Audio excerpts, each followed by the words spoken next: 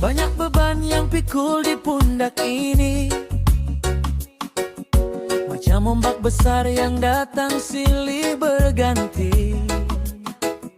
Kadang hati rasa lelah, pikiran subuntu, cari jalan keluar, tapi sasu malu.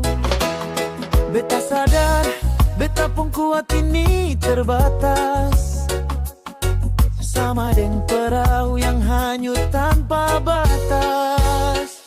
Jadi sekarang beta taruh semua di tangan Tuhan. Beta lepas semua, beta sutara tahan.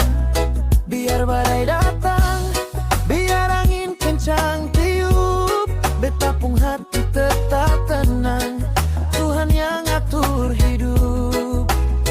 Beta berserah dalam syukur yang paling dalam, sandar di tangan Tuhan sampai nanti malam. Dulu beta pusing, mau kejar dunia pun mau, lupa kalau napas ini Tuhan yang kasih satu-satu. Sekarang beta belajar lepas semua kendali, biar Tuhan saja yang pimpin, beta ikut jalani. Suka atau duka, beta terima dengan ikhlas, karena Tuhan pun rencana pasti bawa beda lepas.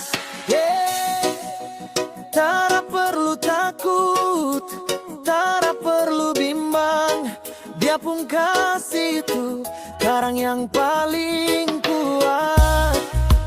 Dalam sujud syukur, beta su bilang, Tuhan pakai beta sesuai Bapa pun niat. Jadi sekarang beta taruh semua di tangan Tuhan.